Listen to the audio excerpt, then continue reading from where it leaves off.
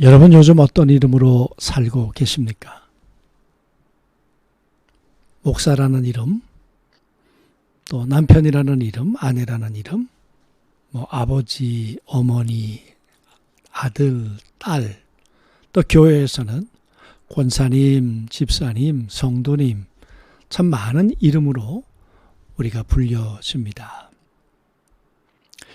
우리 누가복음 이 둘째 아들의 이야기를 보면서 아들이 돌아오면서 자기 스스로 자기 이름을 품꾼이라고 말합니다. 품꾼은 종보다도 못한 존재라 말씀을 드렸습니다. 원래 그의 이름은 아들이었습니다. 그런데 그 스스로 생각하기를 나는 아들이라고 내가 불려질 수 없다. 그럴만하죠. 아버지를 죽이고 나간 살인자인데요. 공동체의 불명예를 안겨준 정말 공동체의 공공의 적인데요. 그리고 정결함과 부정함을 생명처럼 생각하는 유대인으로서 돼지 우리에서 살았다? 그는 짐승으로 살았다는 이야기입니다. 그러니까 그 스스로 나는 품꾼입니다. 그렇게 불려질 만한 짓들을 했습니다. 그런 일들을 넉넉히 하고도 남았죠. 여러분, 그렇게 돌아온 아들을 향해서 오늘 아버지는 뭐라고 말씀하실까요? 그렇지. 나도 네가 내 아들이라고 불려지는 것을 내가 용납할 수 없다. 여러분, 그렇게 말씀하셔야 온당한 것 아니겠습니까? 봐라, 종들이 너를 누가 아들로 인정하겠냐? 저 마을 가운데 있는 공동체 누가 너를 내 아들로 인정하겠냐? 그렇게 말씀하시는 것이 지당하고 그렇게 얘기해도 아들은 항변할 아무런 이유가 없었을 것입니다. 그런데 오늘 아버지는 이렇게 말합니다. 이 내 아들은 죽었다가 살아났으며 내가 잃었다가 다시 얻었노라. 아버지는 내 아들이라는 거예요. 우리 한국말 성경과 또 헬라어 원문 사이에는 조금 차이가 있습니다. 이 헬라어에는 정관사가 붙어 있습니다. 바로 그 아들. 너희가 생각하는 바로 그 아들. 내 재산을 가지고 나갔던 그 아들. 너희가 다 기억하고 있는 그 아들. 품꾼으로 불려지는 것이 마땅한 그 아들. 그런 존재를 향해서 오늘 아버지는 내 아들이야. 나는 너를 어떤 신분으로 바꿔본 적이 없어. 네가 돼지우리에 있었던, 나에게 불명예를 안겨주었던, 내 재산을 가지고 나가서 네가 어떤 일을 했든 그렇다고 해서 내 아들의 신분이 변하는 게 아니야. 너는 내 아들일 뿐이야. 오늘 아버지는 이렇게 말씀하고 계시는 거죠. 여러분, 이 이야기를 누가 들었을까요? 아들이 들었을까요? 아들이 들으면서 아들은 무슨 생각을 했을까요? 내가 바로 그 아들이라고? 안 되지. 그럴 수 없지. 아마 아들은 그렇게 생각했을 것입니다. 여러분, 이 이야기를 종들이 들으면서 무슨 생각을 했겠습니까? 아니지. 품꾼이 맞지. 내 위에 아들이 된다고? 나를 지배하는? 나를 다스리는? 말도 안 되지. 만약 주변에 있는 공동체가 일가 친척이 들었다면 아버지가 재산을 줄 때부터 제정신 아니라고 생각했는데 돌아온 아들에게 아버지가 아들이라고? 여러분 그렇게 생각했을 것입니다. 그런데 아버지는 당당하게 말씀하십니다. 그 아들이야. 이 아들은 죽었다가 다시 살아났다. 여러분, 이 죽었다는 말이 네이크로스라는 말입니다.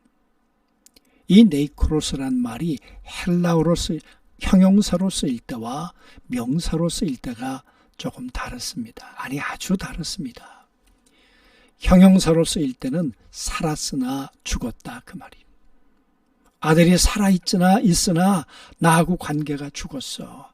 아들과 아들의 관계가 깨어졌어. 우리가 살아있으나 하나님과 나와의 관계가 깨어졌어. 여러분, 우리는 살아있으나 죽었을 때가 없습니까? 내가 하나님의 아들로 찬양하고 경배하고 은혜에 넘쳐서 간증을 하고 그랬는데 어느 순간 멀어져 버렸어요. 하나님으로부터 멀어져 버렸어요. 공동체로부터 멀어져 버렸어요. 여러분, 그런 모습을 가리켜서 네이크로스, 살았으나 죽었어. 여러분, 아버지는 말씀하십니다. 죽었어. 그러나 다시 살았어. 그러면서 말하기를 잃었다가 다시 얻었다. 여러분, 찾았다, 얻었단 말, 이 말은 의도를 가지고 발견될 때까지 찾았다는 거예요.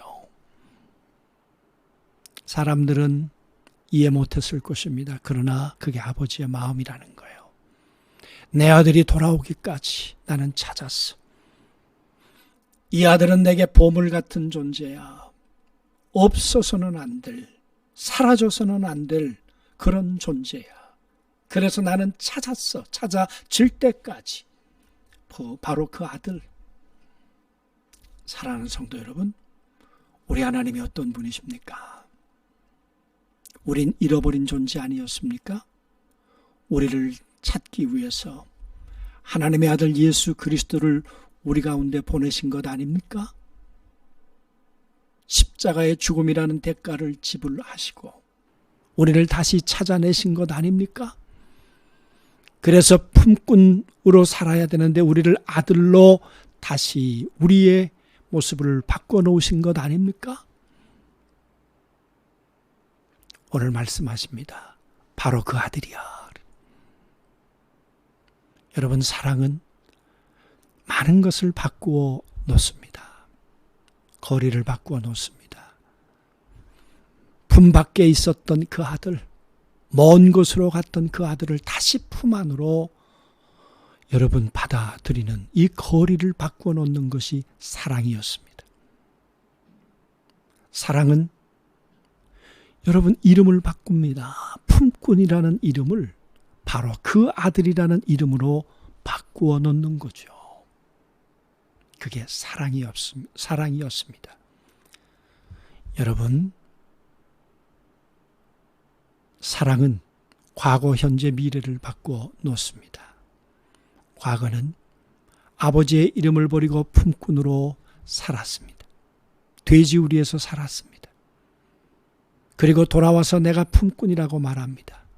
그러나 사랑은 아들로, 아니야, 넌 품꾼 아니야, 넌 내 아들이야, 너는 노동자가 아니야, 대가를 가지고 살아가는 아들이 아니라 너는 내 상속자야.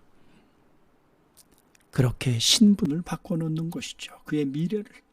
그뿐이었을까요? 비난받는 자에서 이제는 인정받는 자로 아버지의 사랑은 아들을 바꾸어 놓으셨습니다. 분위기를 바꾸어 놓으셨죠. 초상집을 잔치집으로 바꾸어 놓으셨습니다. 사랑입니다. 사랑이 없으면 버릴 것입니다. 사랑이 있으면 찾을 것입니다. 사랑이 없으면 변질돼 갈 것입니다. 사랑이 있으면 변화시켜 갈 것입니다. 이것이 아버지의 사랑이었고 하나님의 사랑이었고 우리를 찾으시는 우리 구주 예수 그리스도의 사랑이셨습니다. 우리는 이 사랑을 받는 자입니다. 오늘 어떻게 살아야 되겠습니까?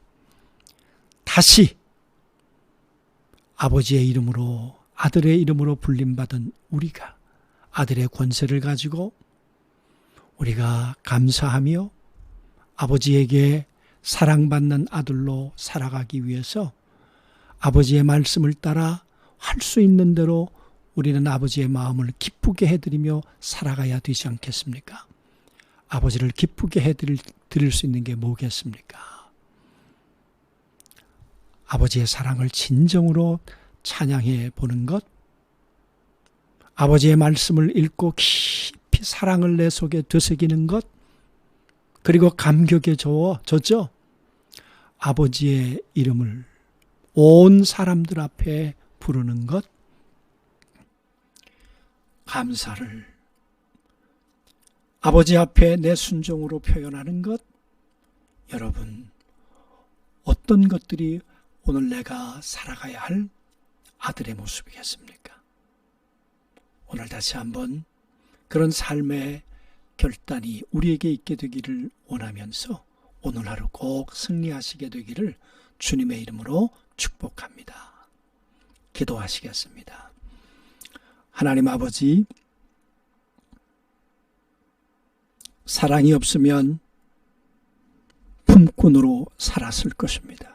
그러나 그 사랑은 아들로 바꾸어 놓으셨습니다.